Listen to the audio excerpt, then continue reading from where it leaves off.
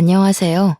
저는 살아온 인생 반 이상을 제주도에 살다가 결혼하면서 서울로 상경한 기혼 여성입니다. 우리는 우스갯소리로 벼락 맞을 확률보다 복권 1등할 확률이 더 희박하다라고 얘기하곤 하잖아요. 저는 원래 복권에 관심이 있는 편은 아니었지만 복권 1등이 된다면 확실히 세상이 달라질 것 같긴 합니다. 그렇다고 제가 복권 당첨되었다는 얘기는 아니고요. 사실상 복권 1등보다 더한 기쁨을 얻게 되어 이 글을 쓰게 되었습니다. 기쁨을 얻기까지 과정이 무난했던 건 아닙니다. 가슴 아픈 감동 스토리가 있던 것도 아니고요. 오히려 소가리를 많이 했고 매사에 사람과 대립하며 줄타기 하듯 살아왔습니다. 그런데도 느닷없는 인연 때문에 기상천외한 일이 생겼다는 거예요. 주위 사람들은 저더러 좋은 마음을 갖고 살아서 복받은 거라고 하는데 저는 아직도 제게 주어진 것들에 어안이 벙벙하기만 합니다. 세상에 이런 일이 또 있을까 싶어요. 제가 작가는 아니라서 이 소설 같은 이야기를 책으로 낼 수는 없고 이렇게 사연을 알게 되어 찾아왔습니다. 글 실력이 부족할 테지만 양해 바라며 들어주셔요. 인사말에 소개했다시피 저는 제주도 아가씨입니다. 제주도에서 태어나 학창 시절을 모두 제주도에서 보냈죠. 대학을 가진 않았습니다. 제주도에도 대학이 있지만 별로 필요성을 못 느꼈거든요. 제게 주어진 일이 있었기 때문이었을지도 모르겠네요. 저는 20살이 되자마자 서울로 시집간 언니의 부름에 서울을 왕복하며 지냈습니다. 처음 서울을 방문했을 땐 솔직히 볼거리가 많아 재밌었어요. 그런데 그것도 계속 보니까 질리더라고요. 서울이 싫다는 게 아니라 제가 탁 트인 곳을 좋아하기 때문이었습니다. 그래서 저는 결혼을 한다면 언니처럼 서울 남자가 아닌 같은 고향의 제주도 남자와 결혼하려고 했어요. 그런 제가 서울 남자와 결혼을 하게 될 줄 누가 알겠습니까? 남편과 제가 처음 만난 곳은 기내에서였습니다. 서울로 볼일을 보고 제주도로 돌아가는 비행기에서 남편을 처음 만나게 되었는데 당시 남편이 제 옆자리에 있었어요. 먼저 말을 걸어본 건 저였습니다. 남편이 제주도 지리가 그려진 팜플렛을 들고 있길래 고향 짬밥으로 오지랖 좀 피웠던 거죠. 제주도 관광 가시나 봐요? 서귀포 갈치도 맛있는데 저기 에어릅 쪽 갈치가 진짜 장난 아니에요. 방송도 타졌어요. 절대 후회 안 하실 거니까 갈치 먹을 거면 에어릅 가세요. 아, 제 소개가 늦었네요. 제가 제주 토박이에요. 아, 그래요? 마침 잘 됐네요. 제가 제주도는 처음 가보는 거라서요. 혼자 여행을 하기에 어디가 좋을까 찾아보는데 사람들이 제주도 많이 추천해 주더라고요. 에어릅? 거기 어디쯤에 있어요? 잘 몰라서 그러는데 위치 좀 알려줄래요? 관광 대화를 시작으로 남편과 저는 제주도 이야기를 많이 나눴습니다. 비행기 착륙 때까지 저희는 시간 가는 줄도 모르고 얘기에 푹 빠졌어요. 저는 고등학교 졸업 후 서울과 제주도 왕복을 자주 했기에 사투리가 제법 물러진 편이었습니다. 남편이 제주도 사람들이 자주 쓰는 사투리가 뭐냐면서 묻길래 그런 것도 알려주고 배우기도 했는데 저도 나름 재밌더라고요. 매번 서울에서 제주까지 왕복하는 게 지루하기만 했던 제가 그날만큼은 눈 깜짝할 새 제주도에 도착한 게 놀라울 따름이었죠. 그리고 착륙해서 그대로 작별 인사를 하는데 거기서 남편이 제게 연락처를 물어봤어요. 그렇게 만난 것도 인연인데 앞으로 연락하며 친하게 지내고 싶다고 하더라고요. 저도 남편과 제법 잘 통한다고 생각했기 때문에 흔쾌히 수락했는데 그게 연인으로 이어질지 몰랐습니다. 서울 남자였던 남편은 제 번호를 따간 지 12시간도 안 돼서 연락이 왔었고 그날 홀로 여행을 간 거라서 자기가 지리를 잘 모르겠다고 저더러 놀아달라 그랬어요. 그렇게 빠른 시일 내에 가까워진 우리는 남편의 고백으로 서울 돌아가는 날이 될 때 연인이 된 겁니다. 주로 남편이 저를 보러 주말마다 제주도로 날아오는 편이었어요. 제가 서울을 갈 때는 남편이 일을 하고 있는 데다가 또 제가 외박은 할 수가 없었기에 만나기 어려웠습니다. 제가 서울을 자주 방문했던 건 친언니가 형부랑 같이 서울에서 오메기떡이 주재료인 카페를 하고 있었기 때문입니다. 친언니가 당시 임신을 하고 있었는데 애 낳으면 일에서 손을 놓을 거라고 했고 형부는 다른 사업을 시작할 거라면서 저더러 나중에 그 카페를 물려받으라고 인수인계 해주는 상황이었어요. 그러나 당장 카페에서 매일 일할 수 없었던 이유는 아직 제주도에서 친정 부모의 일을 도와줘야 하기 때문이었습니다. 아빠는 고기잡이 어부였고 엄마가 제주에서 오메기떡 장사를 했는데 저는 언니 카페에 물려받은 거라 굳이 공부를 안 했고 그 전까지만 엄마와 아빠의 일을 번갈아 가면서 도왔습니다. 언니의 오메기떡 카페는 엄마한테 배운 비법으로 서울 가서 장사하는 거였죠.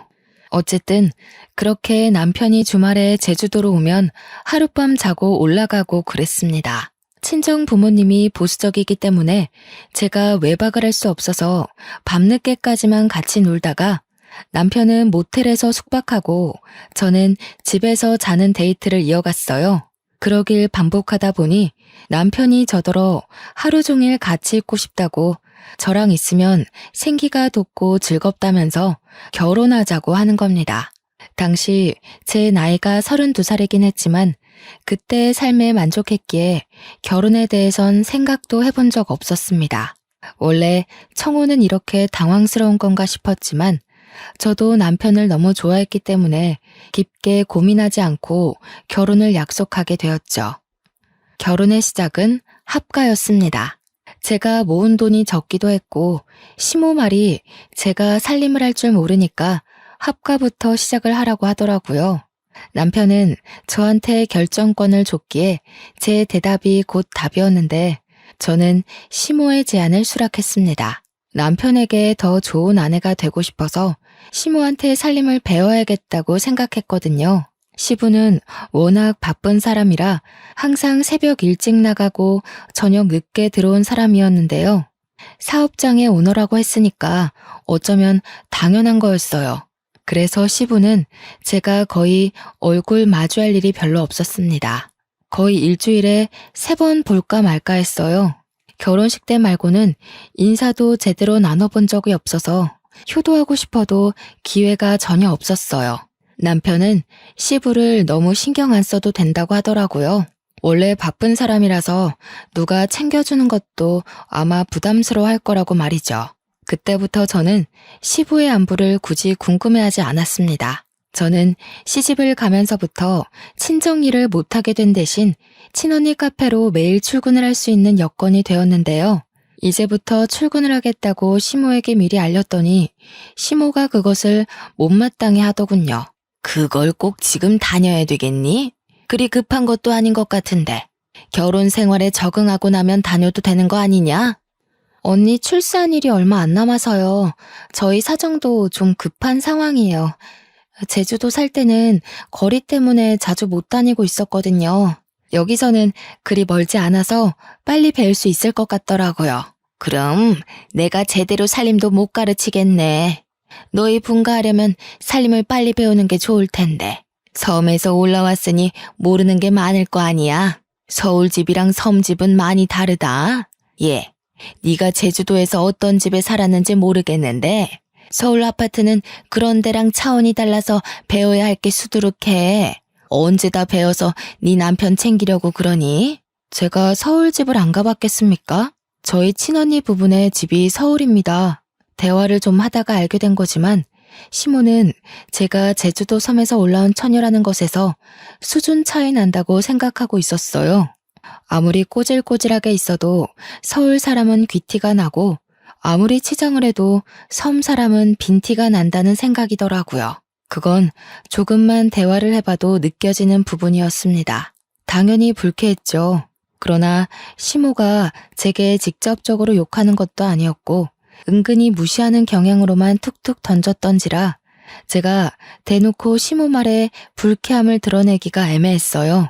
그나마 할 수 있었던 건 시모 말에 무조건 굽히고 들어가지 않는 걸로 대신 불편했던 감정을 풀어냈습니다. 예를 들면 제가 카페에 출근하는 걸 막으려는 시모의 제안을 뻔뻔하게 거절했고, 시모가 빙빙 둘러서 자기 원하는 대답을 유도하려 할 때 그걸 시종일관 눈치 없는 척 하는 것 정도였습니다. 그럴 때면 시모가 저를 답답해하면서 한 번씩 자기 분에 못 이겨 저를 포기해버리고 말았어요. 그 덕에 다행히 언니 카페에서 출근을 매일 할 수 있었습니다. 남편에게는 시동생이 하나 있는데요. 시동생이 이 시댁에서 좀 남다른 존재더라고요. 남편과 달리 우수인재 축에 속해서 진작에 유학생활을 하고 있었다고 하더군요.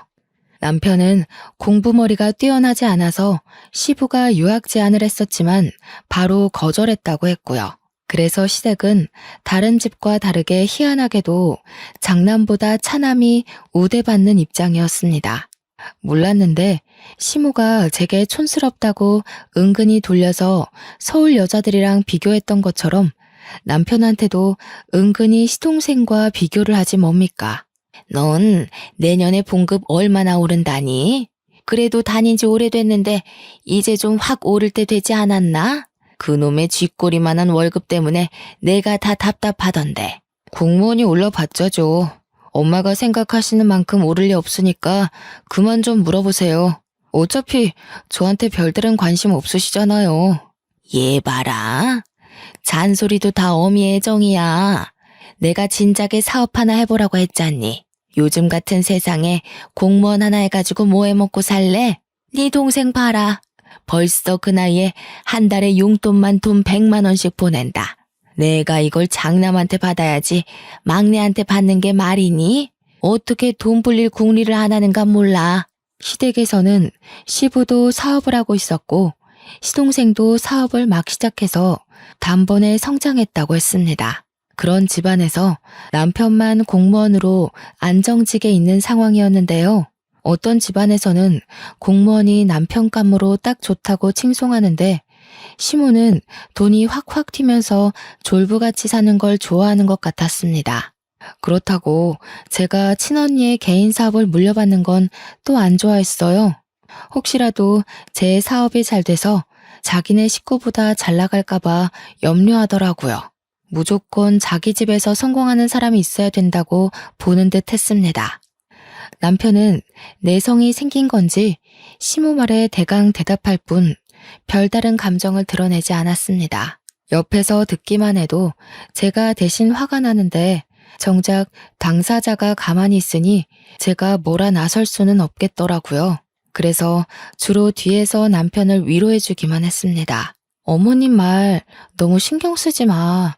공무원은 뭐 아무나 되는 줄 아나? 내 친구는 공무원 시험 벌써 3번이나 떨어졌어. 공무원 경쟁률 장난 아닌데 어머님은 아무것도 모르면서. 나 신경 안 써. 원래 저런 사람이야.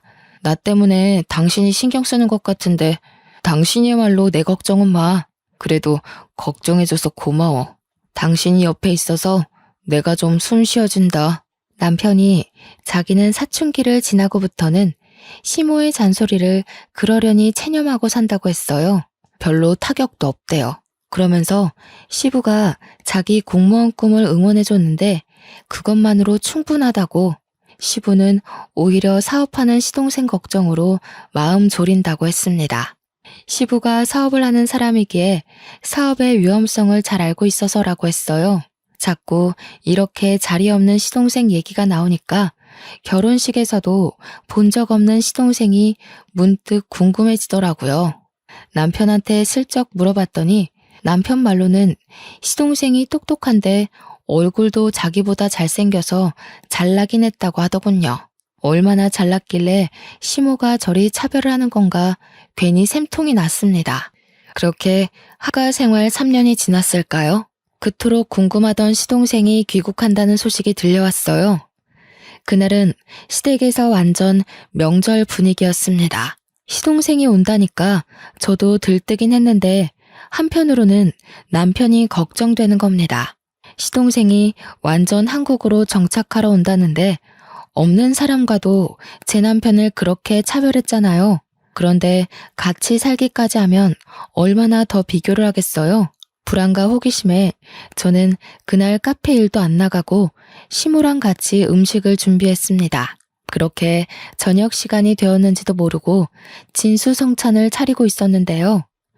퇴근하고 온 남편을 제가 반기기도 전에 시모가 먼저 잔소리를 해버리지 뭡니까? 너는 좀 일찍 맞춰서 공항까지 동생 좀 태우고 오지. 오늘 네 동생 오는 날이라고 했잖아. 애가 지금 비행기 오래 타서 피곤할 텐데 택시 타고 오는 중이란다.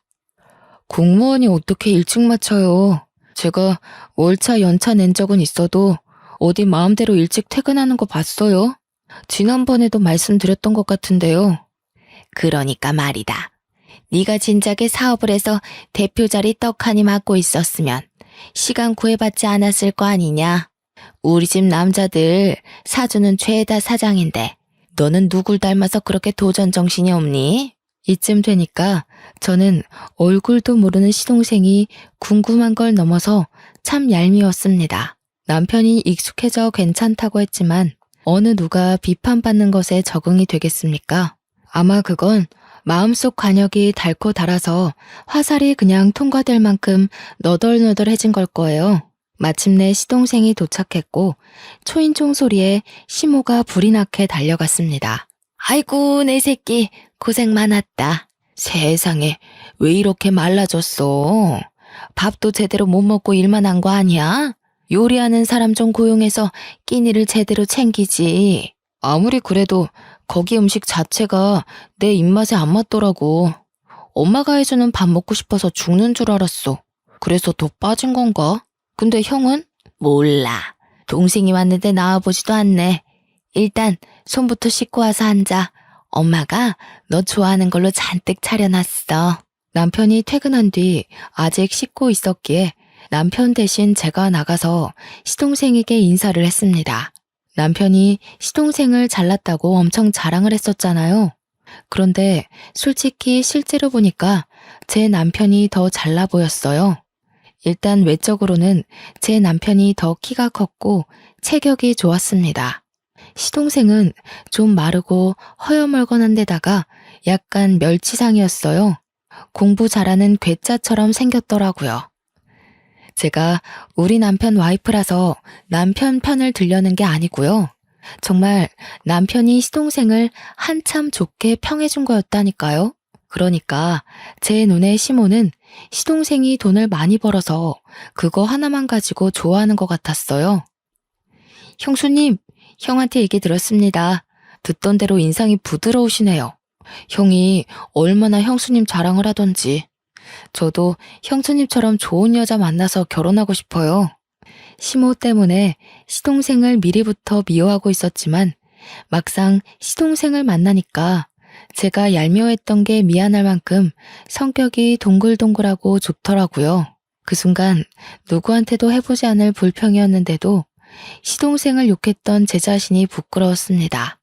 시동생이 이렇게 살가워서 남편이 시모가 시동생을 편애해도 그리 칭찬하고 감쌌나 봅니다. 그렇다는 말은 시댁에서 남편을 싫어하는 사람은 시모뿐이라는 거잖아요. 왜 그럴까 곰곰이 생각하게 되다 보니 문득 남편과 시동생이 안 닮았다는 걸 알게 되었습니다. 실례인 걸 알지만 저도 모르게 그걸 식사 자리에서 말해버렸더니 분위기가 싸해진 거 아니겠습니까? 질문을 한 건 저인데 당황한 것도 저였습니다. 아무도 제 말에 답을 안 하고 침묵만 흐르던 그때 가장 먼저 입을 연 건 시동생이었어요. 형수님 모르셨구나. 형, 우리 집 얘기 형수한테 말 안 했어? 그래도 결혼까지 했는데 형 사정은 알고 계셔야 되지 않나? 아, 뭐 좋은 일이라고. 나중에 상황 봐서 얘기하려고 했지. 미리 말 못해서 미안해 여보. 내가 밥 먹고 나중에 따로 설명해 주던가 할게. 남편은 그 뒤로 몇 숟가락 뜨지도 않았는데 자리에서 일어나 버렸습니다. 제가 따라서 일어나려 했는데 시동생이 제게 말을 걸더라고요. 남편이 나중에 말해주겠다던 개인 사정 이야기였어요. 듣자 하니 시부가 시모와 결혼 생활을 하는 동안 다른 상간녀를 만나 가진 아이가 남편이라 하더라고요. 그럼에도 시모가 남편을 자식으로 받아들인 건 그 당시 시모는 난임 판정을 받았기 때문이었고 비록 남의 애지만 시부를 무척 사랑했기에 용서하고 남편을 자기 자식으로 인정했다고 했습니다. 그러다 몇 년 뒤 기적처럼 시험관에 성공해 태어난 사람이 바로 시동생이었다고 했어요. 전혀 몰랐던 복잡한 가정사에 저는 남편에게 실수했다는 걸 자각했습니다. 시동생이랑 시모에게 양해를 구하고 얼른 자리에서 일어나 방으로 갔어요. 남편이 무슨 생각을 하고 있는지 고뇌 가득한 얼굴로 침대에 앉아 있더라고요.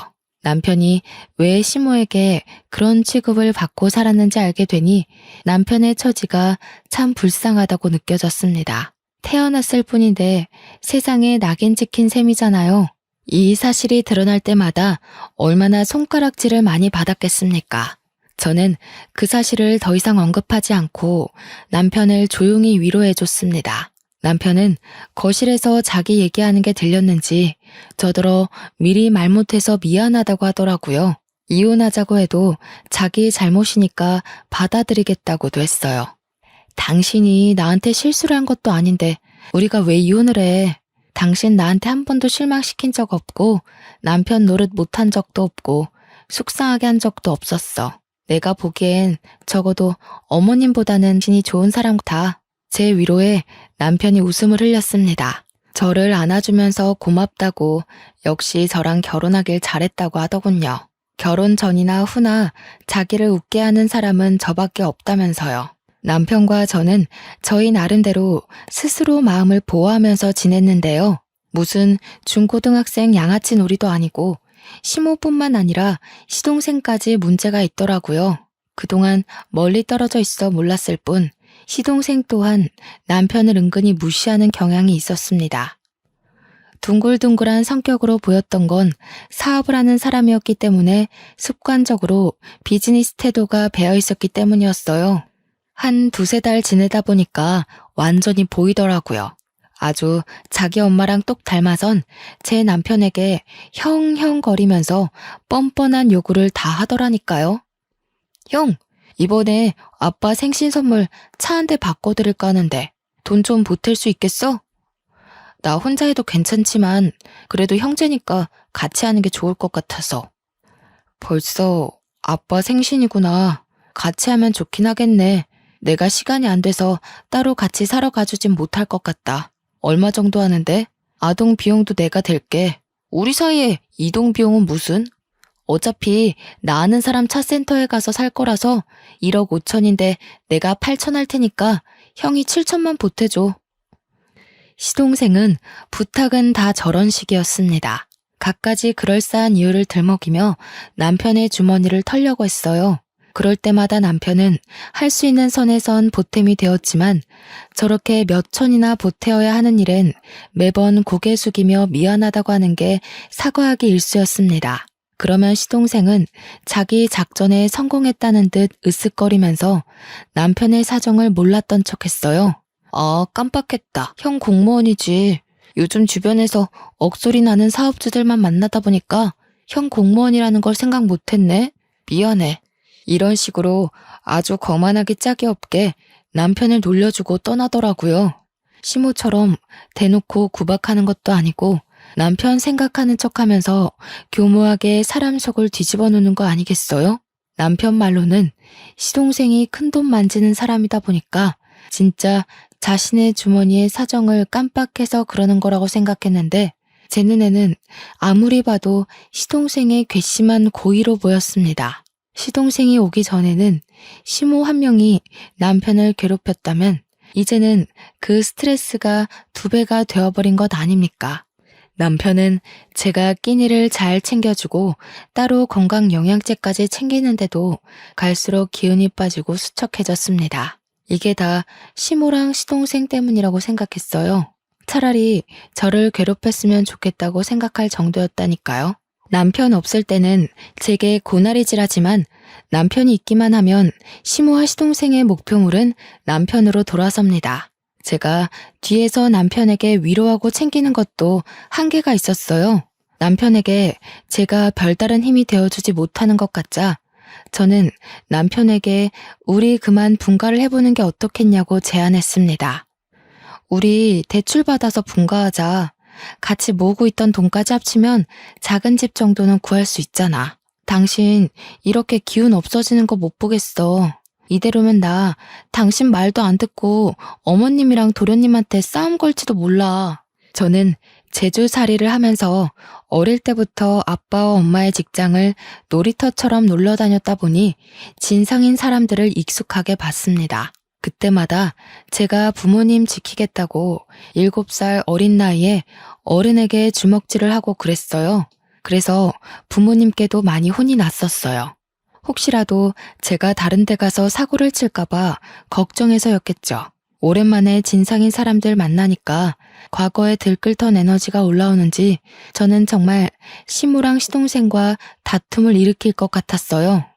남편을 위한 것도 있지만 제가 살기 위해서라도 분가를 하고 싶었습니다.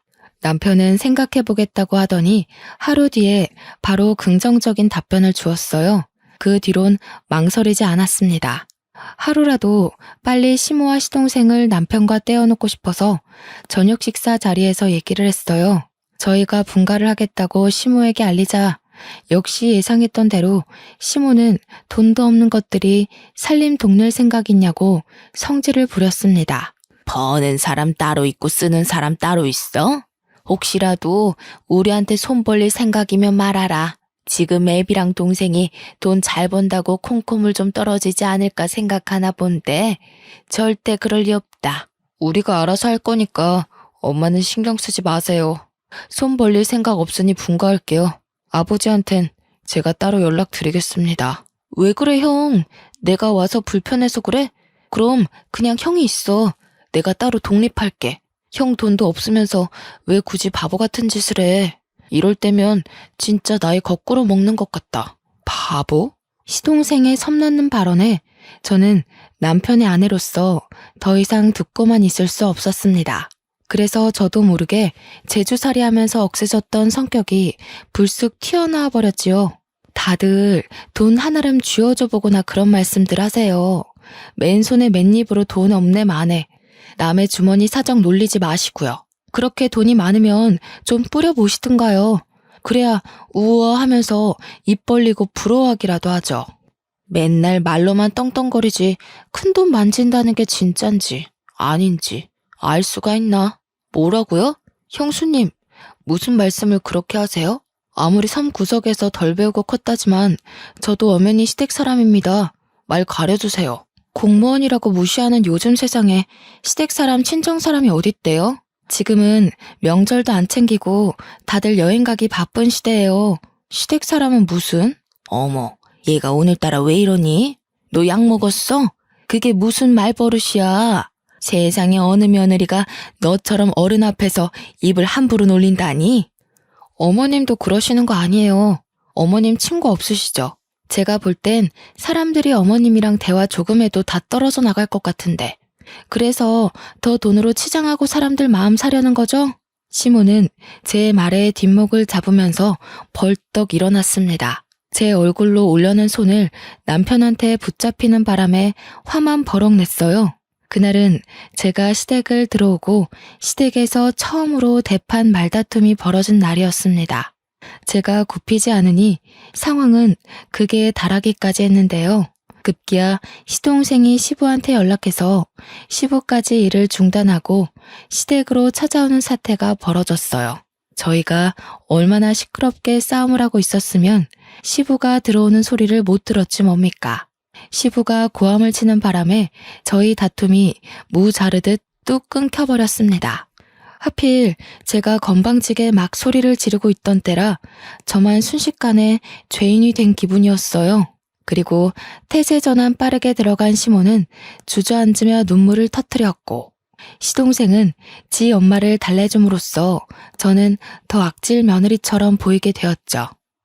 시부를 오랜만에 얼굴 마주하는 건데 이 꼴을 보여버렸으니 면목이 없어 고개를 숙였습니다. 동네 창피하지도 않아? 도대체 뭐야? 뭔데 일하는 사람까지 불러서 싸움 구경하게 해? 어디서 나이값 못하고 개싸움을 하고 있냐고? 그때 시동생이 시부를 불렀기에 시동생이 먼저 발언권을 가졌는데요. 아빠, 형수가 나더러 큰돈 만지는 거 구라 아니냐고 거짓말쟁이로 만들더라고. 아빠가 나 사업자금 대줬잖아. 그래서 내가 그거 아빠한테 다 갚았잖아. 증언 좀 해줘. 시부에게 혼나게 생겼다고 각오를 하고 있던 그 순간 시부가 시동생의 싸다구를 훅 날리는 거 아니겠어요? 찰진 소리에 모두가 깜짝 놀래서 숨을 죽였고 시모도 우는 척을 관두고 얼른 일어나 시동생을 살폈습니다. 절딱선이 없는 것. 내가 돈으로 잘난 체 하는 일 없도록 하라고 했지. 나는 아들이라고 봐주는 것도 없다. 철없이 굴면 바로 호적에서 제명이야. 어디서 사업하는 사람이 함부로 허세를 부려? 왜 애 얼굴에 손을 대요? 잘못한 건 큰애네인데 왜 우리 애한테 그러냐고요? 당신 매번 우리 애한테만 차별할 때 내가 얼마나 속상한지 알아요? 시끄러워. 다른 사람 변명 다 필요 없다. 도대체 이게 무슨 난리인지 며느리가 얘기해보거라. 며느리 얘기 끝날 때까지 누구라도 입 열기만 해봐. 바로 쫓아낼 테니까. 의외였습니다. 제가 마지막까지 악을 지르고 있던 사람이라서 시부가 저를 안 좋게 볼 거라고 생각했거든요. 근데 그게 아니라 시부는 그나마 제가 제3의 입장이라고 생각한 것 같았어요. 그래서 저는 지체 없이 토시 하나 빠뜨리지 않고 있었던 모든 대화들을 말씀드렸습니다. 제가 대학만 안 갔지 기억력 하나는 끝내줬거든요. 그래서 친언니한테 인수인계 받을 때도 기억력이 톡톡히 성과를 내주는 덕에 친언니가 저를 더 믿고 가르치는 거였습니다. 시부가 조용히 하라고 했는데도 제 발언에 반박하려는 시모를 시부가 시선으로 제압했어요. 그러면서 시부가 우리더러 자금을 대줄 테니 분가라는 놀라운 제안을 해줬습니다. 저희를 진작에 분가시킬 생각이었는데 자기 일이 바빴던지라 깜빡했다고 하더라고요. 시모는 그 소리에 배가 아팠는지 날고 기면서 돈 아깝게 왜 우리 돈으로 쟤네 분가를 시키냐고 시부에게 호소했습니다. 당신이 쟤네 속셈은 몰라서 그래요. 우리가 괜히 이러는 줄 알아요? 당신 돈 있는 거 알고 공짜로 돈 구해내려고 그런 거라고요. 엄마, 그만 좀 하세요. 이 사람 여기저기 돈 구하는 사람 아니거든요. 엄마 같은 사람이랑 달라서 사람밖에 구해본 적 없는 사람입니다. 모욕하지 마세요. 사람 같은 소리 하네. 사람은 뭐 아무나 구하는 줄 아니? 차라리 돈 구한다고 하는 게 훨씬 현실 같겠다. 애들 장난도 아니고 그런 것도 변명이냐? 유치해서 정말. 어머님처럼 돈 생각만 하는 사람들은 생명을 구한다는 말에 괴리를 느끼겠죠. 제정신 바뀐 사람들은 어머님 같은 사람 옆에 두질 않아요. 이거 보이세요? 어머님은 누굴 구하다가 이런 상처까지 감수해 보셨어요? 뭐든 어머님 기준에 안 맞다고 함부로 판단하지 마세요. 시모에게 눈에는 눈, 이에는 이로 공격하다 보니 저도 모르게 숨겨놨던 흉터를 드러내게 되었습니다.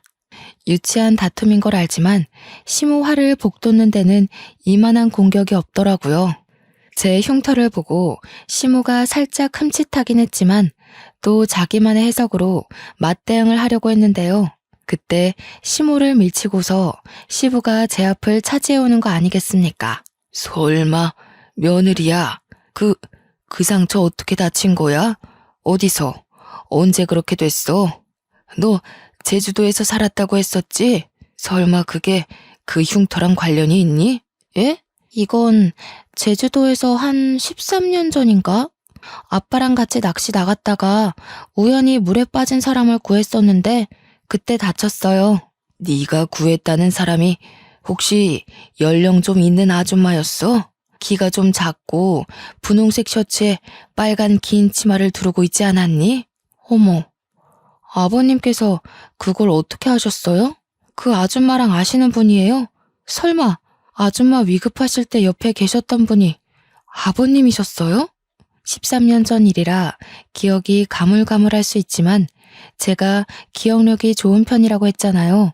그래서 그때 제가 구한 아줌마의 인상착의를 기억하고 있었거든요.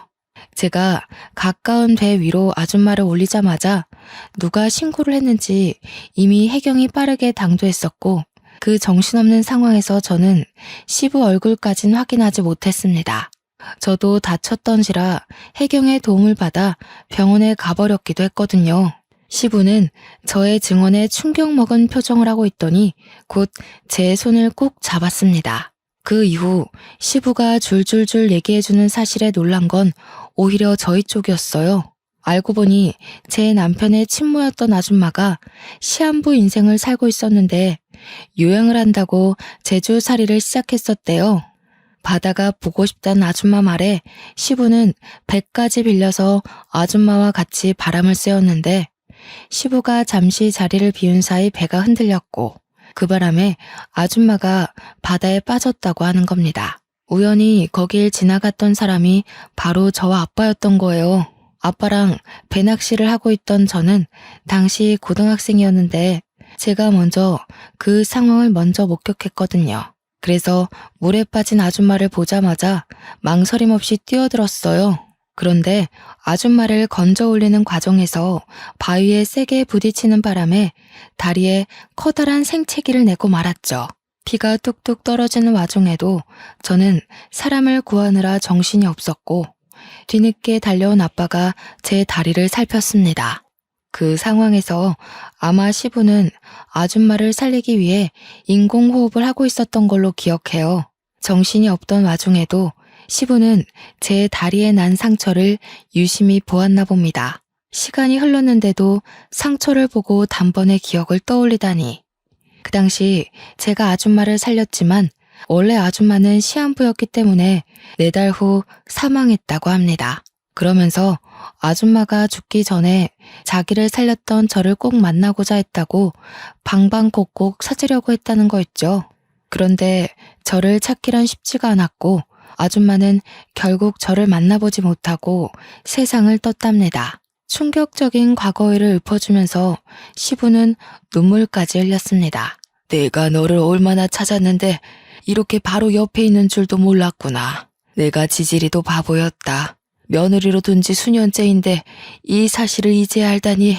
저는 시부와 그 아줌마가 관계 있다는 사실에 놀란 것도 있지만 제가 시동생한테 들었던 내용과는 이야기가 달라서 혼란스러운 것도 있었습니다. 그러니까 시부의 상간녀 스토리는 제대로 알고 보니 시모가 전부 거짓말로 지어낸 스토리였어요. 원래는 시부가 시모가 아닌 아줌마랑 먼저 혼인한 사이였는데 이미 몸이 안 좋은 채로 결혼을 강행했던지라 아줌마는 일부러 시부와 혼인신고는 하지 않았다고 했고 아이를 낳고서 더 악화된 건강 때문에 제주도를 가게 되었다고 합니다. 그리고 제주살이 한 지 한 달 만에 그 사고를 당해 아줌마의 컨디션은 급속도로 저조했다고 해요. 자기의 죽음을 예감한 아줌마는 시부한테 빌게 된 소원이 하나 있었는데 그게 바로 시부의 재혼이라고 했답니다. 시부와 아줌마는 서로 많이 사랑하는 사이여서 아줌마가 시부 혼자 남겨진 걸 가장 걱정했대요. 그래서 꼭 재혼을 했으면 좋겠다고 했다지 뭡니까. 시부가 서류상에는 첫 결혼으로 보이겠지만 사실상 시모와 재혼을 했던 거였습니다. 시부는 아줌마의 마지막 소원을 들어주기 위해서 당시 아줌마의 요양보호사로 있던 시모와 계약 결혼을 했고 아줌마는 그걸로 이제 시부 걱정 않고 마음 편히 눈을 감았다고 했어요. 이 사실은 남편도 처음 듣는 것 같았습니다. 한 여고생이 물에 빠진 자기 친모를 살렸다는 얘기를 시부한테 들은 적 있었던 남편은 그게 저라는 사실에 그저 벙쪄 있었더라고요. 그리고 다른 의미로 시모랑 시동생도 충격을 먹은 채 입을 다물고 있었어요. 그러니까 결과적으로 지금 제게 시모인 저 사람이 아줌마의 요양보호사라는 거잖아요. 대단한 사모님인 척 하던 저 아줌마가 원래는 우리 남편처럼 월급쟁이였다는 거 아닙니까? 어이없어서 웃음이 나왔는데 이런 뒷이야기는 시동생도 처음 알았나 봅니다. 자기 출생 비밀과 출신이 생각보다 형편없다고 생각했는지 자기 엄마한테 분노를 느끼고 있었어요. 사실상 손가락질 받아야 할 사람이 우리 남편 쪽이 아니라 자신 쪽이라는 사실을 자각한 것 같더라고요. 시동생은 시모한테 불같이 화내면서 따지고 있었습니다. 그러거나 말거나 저랑 시부와 남편은 시모 쪽과는 다른 세상에 있었어요. 아무래도 먼저 간 정원 엄마가 너를 알고 며느리로 들인 게 아닌가 싶어. 어떻게 이런 인연이 다 있을 수 있니? 내가 어떻게 이리 소중한 사람을 몰라봤을까? 아니요, 아버님. 저는 할 일을 했을 뿐인걸요. 아줌마가 살아계셨다면 좋았을 것을. 그래도 아버님 말씀하시는 거 들어보니까 아줌마가 정말 좋으신 분이었다는 게 느껴져요. 고맙구나. 내가 이제 먼저 간 정은 엄마한테 얼굴 들 수 있겠어. 그리고 사돈댁에도 곧 인사를 드리러 가야겠다. 내 은인이 우리 집에 들어왔는데 내가 이대로 가만히 있을 수가 없지. 여전히 당황스러운 전개였지만 사실을 받아들인 저는 오히려 아줌마가 돌아가신 것에 유감을 표했습니다. 그리고 시부는 제게 만나면 꼭 보상할 거라 기다리고 있었다면서 잠깐 방에 들어갔다 나오셨는데요. 손에 쥐고 온 건 다름 아닌 통장이었습니다. 돌아가신 아줌마의 유언이기도 하다면서 저에게 그 통장을 주더라고요. 그게 아줌마 사업장을 정리하고 남은 돈의 일부라는데 아줌마 말로는 꼭 자신의 은인에게 답례를 하고 싶어 했다고 했어요. 얼떨떨하게 받은 그 통장을 열어보는 순간 저는 소스라치게 놀라서 다시 시부에게 통장을 돌려줬습니다. 소소한 답례라기엔 너무 큰 돈이었거든요. 회사의 오너였다는 아줌마가 제게 일부만 남겼다는 그 유산은 무려 31억 원이었습니다. 한 번도 본 적 없던 숫자이기도 했고 너무 큰 돈이라 받을 수 없다고 바로 돌려줬는데 시부는 너무 완강했어요. 13년 전부터 이미 이 통장은 제 돈이었다고 자신은 주인을 찾아줬을 뿐이라고 하더라고요. 손이 떨리는 액수였지만 시부의 대쪽 같은 부탁에 저는 결국 그걸 받게 되었고 시모는 조용히 숨지고 있더니 제가 통장을 받자 갑자기 배가 아파서 죽으려고 하더군요. 시모는 곧 시부한테 이혼 요구 당했어요. 아마 제가 그대로 일러바친 발언들을 믿어주는 듯 했습니다. 제가 거짓말할 사람은 아니라는 걸 시부가 알아봐준 덕일 겁니다.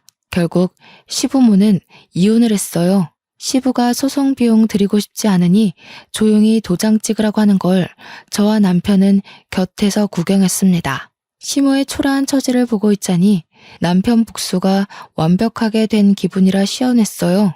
그리고 시동생은 시부의 씨를 받은 몸이라서 시부가 시동생이 갖고 있는 사업장만 주는 걸로 하고 집에서는 내쫓겼습니다.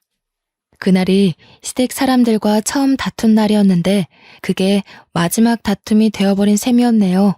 저와 남편은 굳이 분가를 하지 않고 시부를 모시고 살게 되었어요. 시부가 자기는 신경 안 써도 된다고 했는데 제가 합가 생활하면서 시부 생활 패턴을 봐왔기에 시부만 두고 분가를 할 수는 없었습니다. 시부는 밥도 잘 안 챙겨 먹고 회사에서도 대충 직원들이 챙겨주는 샌드위치나 김밥 같은 것만 드시더라고요. 그래서 제가 도시락을 챙겨드려야겠다는 생각으로 남게 되었어요. 시부는 처음에 저더러 고생스럽게 왜 그러냐고 하지 말라고 했는데 제가 고집을 꺾지 않으니 어느 순간부턴 도시락을 꼬박꼬박 챙겨가시더라고요. 그 때문인지 과거에는 저녁 식사 때 함께한 적 없던 시부가 요즘은 저녁 식사 시간에 맞춰서 퇴근을 하고 오십니다. 제가 분위기를 좀 잘 띄우는 타입인데요. 남편과 시부 앞에서 며느리 노릇 아내 노릇 톡톡히 하면서도 제 성격을 그대로 드러나니까 가끔은 시부가 개그맨이 따로 없다고 하세요. 칭찬인지 모르겠지만 시부랑 남편이 웃는 게 좋으니까 좋게 생각하려고요. 그리고 저는 31억 받은 돈에 손을 조금 댔는데요. 친정 부모님께 집을 하나 해줬고 언니랑 형부네에도 집 하나 해줬고 남은 돈은 적금 들어놓았어요. 제가 원했던 결혼 생활이 어떤 모습인지 한 번도 생각해 본 적 없지만 다시 생각을 해보려고 한다면 딱 지금이 아닐까 싶습니다. 주위에 모난 사람 하나 없어서 그런지 세상을 바라보는 게 제 시선이 아주 둥글둥글하네요. 앞으로 손자, 손녀가 생긴다면 제 결혼 생활이 완벽하게 즐겁지 않을까 생각합니다. 다른 거 바라는 거 없고 그저 우리 식구들 전부 몸 건강, 마음 건강하게 잘 지내길 바랄 뿐이에요. 제 복권 1등 같은 사연 어떠셨나요? 이거 복권 당첨이라고 해도 되겠죠? 저희 식구가 받은 행운처럼 제 사연 듣고 계시는 청취자분들께서도 돈벼락 떨어지길 바랍니다. 감사합니다.